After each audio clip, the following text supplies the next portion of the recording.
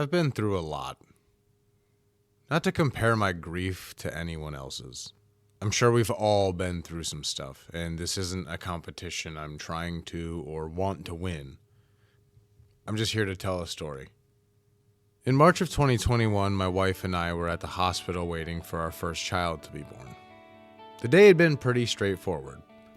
She had planned a C-section with her doctor months in advance, and we drove to the hospital for the last time as just the two of us. We got to our room and waited, a little longer than we thought we would. Her doctor got caught up with another patient, but around 2 p.m. the doctors took my wife in for pre-op and I sat in the room by myself. About 30 minutes later, a nurse came in and said they were ready for me.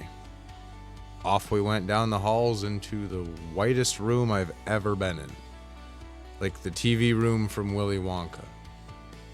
After about 30 minutes in there, at just about 3 p.m., our child was born. Happy, healthy, and huge. The doctor said my wife would have needed a C-section anyway. After holding my child for the first time, the nurse asked if I wanted her to take some pictures on my phone. I said of course, and she took them, and then she said, "Wow, someone named Emily is really trying to get a hold of you." I thought, oh cool, my sister's just excited and wants to see her new favorite person.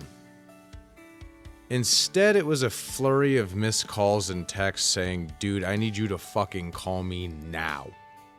I know she was excited, but these seemed almost threatening. So I texted her back firstly and told her that she was now an auntie, to which she said, "Oh shit, I forgot that was today, oh my god." And yes, that is a weird response to that. So I pressed her, and she completely backed off trying to downplay whatever was going on because I'd just become a dad. I pushed once more, asking the text that's now burned into my head, "Is someone dead?" And I got back one word. Mom. While I was becoming a dad, my sister was discovering the body of our mother at her apartment. Within 10 minutes of the emotional high of parenthood, I got Billy Zabka leg swept and body bagged. I looked at my wife, who was still very woozy on anesthesia, and said, "I have to make a call. I think my mom died." And suddenly every eye in the room was on me. My wife instantly started crying, and I just went into the hall and called my sister. She said she found her on the couch, and once we hung up, I just collapsed against the wall and wept. A nurse walking by asked if I was okay and brought me back to our room where they could close the door and I could really let it out. But not for long. About 15 minutes later, I was brought into the post-op area to see my wife, and I just had to be dad from then on out. The nurses and doctors were amazing. All of them had heard what happened and were super supportive and were always asking to hug me. Every doctor shook my hand with what I can only imagine is the same look they give patients in movies when their parents don't make it out of surgery. I was in a fog the entire time, trapped in a hospital eating terrible food and trying not to completely spiral. After 3 days at the hospital, it was mercifully time to go home and settle into things. At least for a little while. A few months have passed at this point, and we've become pretty adjusted to our new setup. I started a job at a new company, making the most I've ever made at a job, and my wife returned to work after her maternity leave.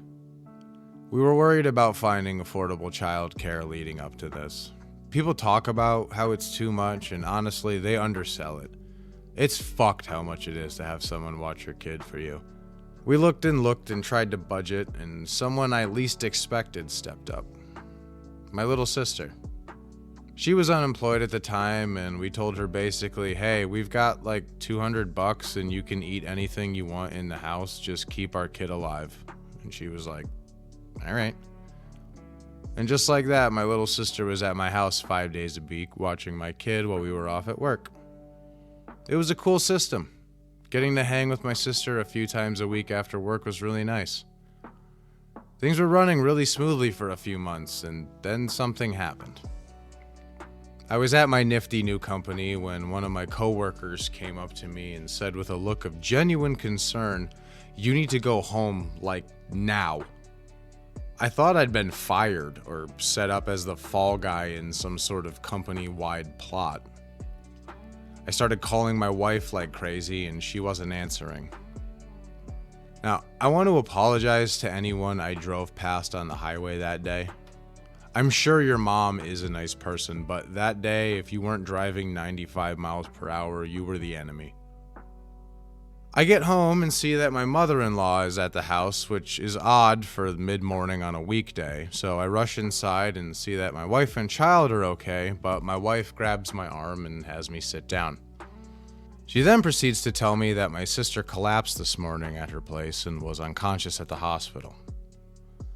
I immediately had that exact same feeling when I'd read her text about mom. This swirling and then a weird silence. Not a system overload, just a straight up reformatting. Like you can feel your brain rewire itself almost. Later that day, my father came to deliver the news that she was gone. And for the first time in 25 years, I was an only child again. And it felt like I drank poison. I vividly remember the next morning. I woke up before the sun, and I just laid in bed. And the second I saw the sunlight, I started crying. It's just another day. People die every day, all the time, and we just sort of keep going. Even if it feels like part of your soul has been ripped out and clubbed before your eyes.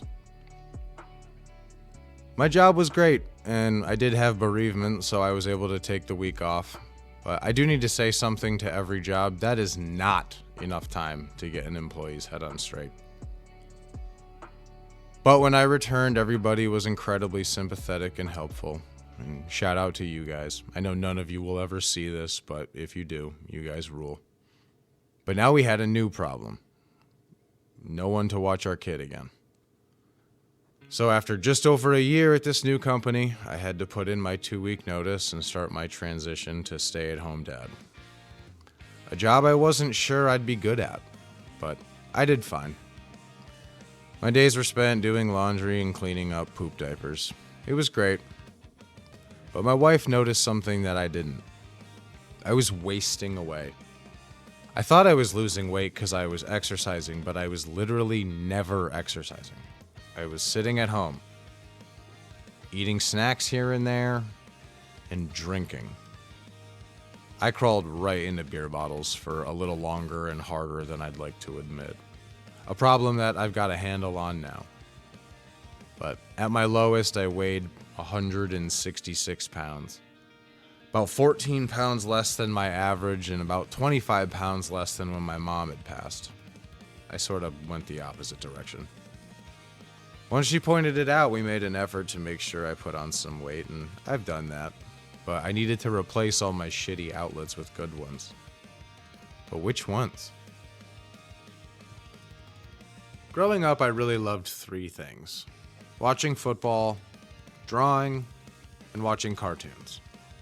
My parents did a good job of limiting my TV time when I was younger, so I would focus on other stuff. But my family also always supported my drawing. They got me drawing sets for Christmas, marker sets, all the stuff that my in-laws get me now, and I love it. I think my family especially enjoyed because of all the hobbies I could have had at the time. I chose the one that costs roughly 25 cents to get the stuff you need to do it. Basically, anytime my family went to Ames or the grocery store, I could bet I'm getting a new pen or a pencil or a little notebook or a sketchbook. I haven't given up on those things. And after quitting the bottle, I need an outlet. I started doodling again at first as a way to honor my sister. She always loved my work, hanging it all over her room and asking if she can have stuff every time she comes over. But after doodling for a few days, I thought about those old shows I used to watch, predominantly Rocko's Modern Life. That show was and still is my absolute favorite show. The art style is what caught my attention. The simple shapes and bright colors were easy to draw as a 10-year-old. I mimicked that style, and that's still my go-to style when I quick doodle. But I started having the thought, what if I just made a cartoon?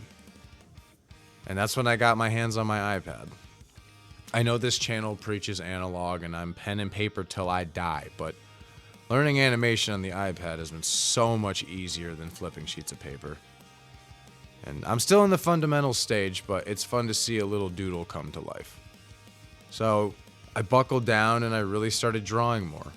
And art seemed like a good way to vent while also paying homage to my little sister.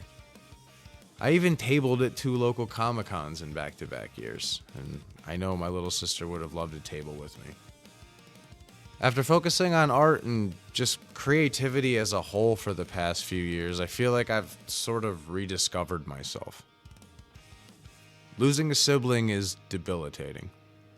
It was always supposed to be me and her at all the funerals, and now I have that pit in my stomach knowing it'll be just me up there.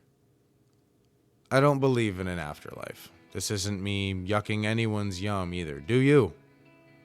But I think for me, these situations of major change force me to really look inside and figure out what's important to me. Creativity is always the one thing I come back to as a place of meditation and relief. I could have sprinted back into a bottle. Instead, now I go to my basement, turn on some 4 Year Strong or Less Than Jake for my sister, and make a pocket sketchbook. Then I fill that book with drawings and feel proud knowing that through all this life-altering, gut-punching, soul-crushing, face-kicking bullshit, you're still in there.